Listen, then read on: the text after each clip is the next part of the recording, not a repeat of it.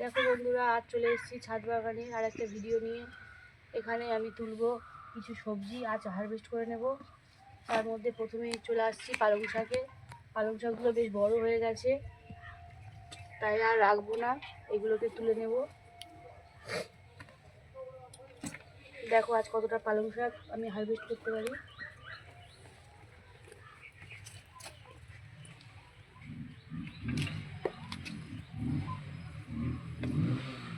ছোট পালং শাকগুলো রেখে দিচ্ছি, শুধু বড় বড়গুলো তুলবো। এই পালং শাকগুলোর পাতাগুলো কেটে খাওয়া যেত, তাহলে গাছগুলো আবার শাক হতো। কিন্তু আমি আর রাখবো না পালং শাকটা, কারণ আমার বরবটি গাছ রেডি হয়ে গেছে, সেগুলো দিতে হবে। তার মধ্যে এখানেও কিছু বিনস গাছ আছে, এই বিনস গাছগুলো ফুল ফল দিতে শুরু করবে। তাই আমি এই পালং শাকগুলো রাখছি না, এগুলো তুলে নিচ্ছি। পালং শাক হলো, এই পালং শাকগুলো তুলে নেওয়ার কারণ হচ্ছে এই বরবটি গাছগুলো গরমের বরবটি গাছ। আমার এগুলো গাছগুলো পুরো রেডি হয়ে গেছে, এই গাছগুলোকে রোপণ করতে হবে, নাহলে এর মধ্যে আর জায়গা দেওয়া যাবে না। কত শিকড় দিয়েছে, এগুলো যখন আমি মাটিতে দেবো তখন ভালো করে দেখাবো কি পরিমাণ শিকড় দিয়েছে। দেখা যাচ্ছে সরু সরু শিকড়, কারণ বড় জায়গা চাইছে। তাই জন্য আমি এই পালং শাকগুলো হারভেস্ট করে জায়গাটা ফাঁকা করছি, করে এখানে বরবটি গাছগুলো দেবো। দেখুন বন্ধুরা, এই ক্রেটটা থেকে এই পালং শাকগুলো আমি আজ হারভেস্ট করেছি। ক্রেটটা প্রায় পুরো ফাঁকা হয়ে গেছে, আর এই দুটো বিনস গাছ রয়েছে, এগুলো থাকুক। গাছগুলো এক্ষুনি তুলব না, দেখা যাক যদি ফল ফুল হয়, তাই রেখে দিয়েছি। আর ফাঁকা হওয়ার সাথে সাথে আর সময় ওয়েস্ট করব না। এই বরবটি গাছগুলো গরমের বরবটি, আমি এগুলো এর মধ্যে দিয়ে দেব। মাটিটা আগে একটু খুশে নিই।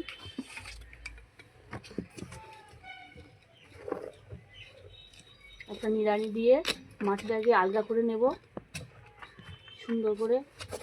মাটিটা কত উর্বর,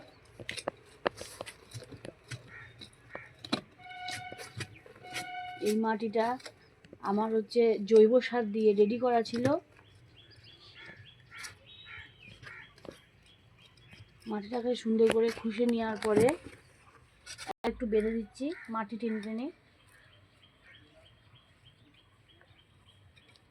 ঠিকঠাক জায়গার অভাবে এই গাছগুলো বাড়েনি, আর এই সাইডের এই গাছগুলো কত বড় হয়েছে, ফল ফুলও হয়ে গেছে, কিন্তু এই কেটের গাছটা বাড়েনি, কারণ পালং শাক ছিল, ঠিকঠাক খাবার পায়নি।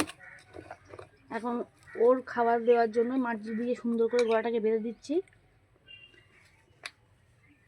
এবার এই বরবটি গাছটাকে আমি বের করে দেখাচ্ছি কি পরিমাণ শিকড় দিয়েছে। এইভাবে আমরা চাইলে বাড়িতে আগে থেকে দোকান থেকে দানা এনে কোনো জায়গায়, ছোট জায়গার মধ্যে, গ্লাস হতে পারে, শিকড় দিয়েছে। দেখো বন্ধুরা কত শিকড়, শুধু বড় জায়গা দেওয়ার অপেক্ষা, তাহলে গাছের গ্রোথটা আমরা ভালো মতো লক্ষ্য করতে পারবো।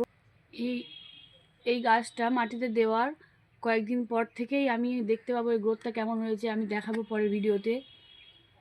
এখন দেখি গাছটাকে দিয়ে দিই, একটু ফাঁকা ফাঁকা করে দেবো, যেহেতু এখানে একটা গাছ আছে।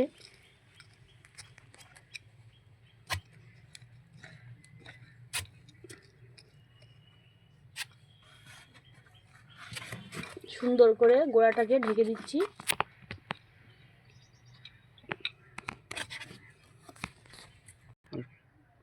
আরও একটা গাছ, সেটাও পুঁতে দিচ্ছি। এভাবে জাস্ট উপর করলেই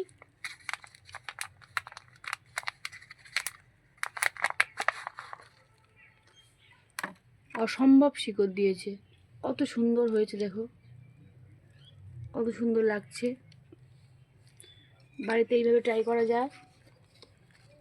যাদের যাদের ছাদ বাগানে সবজি চাষ আছে, এই সবজি চাষ করা নেই, যারা ইচ্ছা হচ্ছে যে করব, এইভাবে করে দেখতে পারো। বেশ সুন্দর করে গোড়াটাকে বেঁধে দেবো।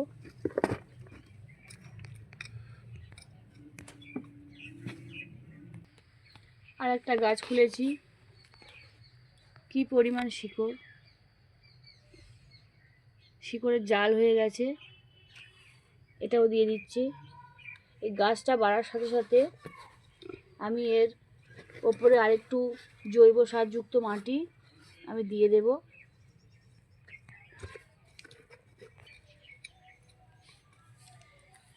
সেটাও আমি কিভাবে দেব, কতটা পরিমাণ কি দেব সেটাও আমি ভিডিওতে দেখাবো। যারা যারা আমার ভিডিও নতুন দেখছেন আমার চ্যানেলটার পাশে থাকবেন, তাহলে সব দেখতে পারবেন এবং আমার পাশে থেকে চ্যানেলটাকে সাবস্ক্রাইব করবেন, তাহলে আমি নতুন নতুন ভিডিও বানাতে উৎসাহ হব।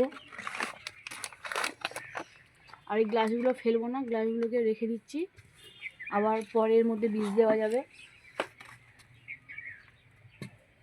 আর দেবো না গাছ।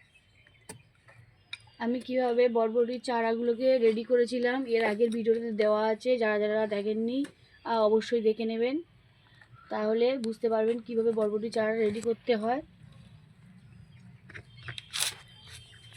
হয়ে গেল সব বরবটি গাছ রোপণ করা। পালং শাক হারভেস্ট হয়ে গেছে, কতটা হয়েছে টাটকা পালং শাক। একই ক্রেট থেকে পালং শাক হারভেস্ট করার সাথে সাথে সবজি গাছ রোপণ হওয়ার আরেকটা গাছ হয়ে গেল, তাহলে আমরা এক জায়গা থেকে বারবার ফল আমরা নিতে পারবো।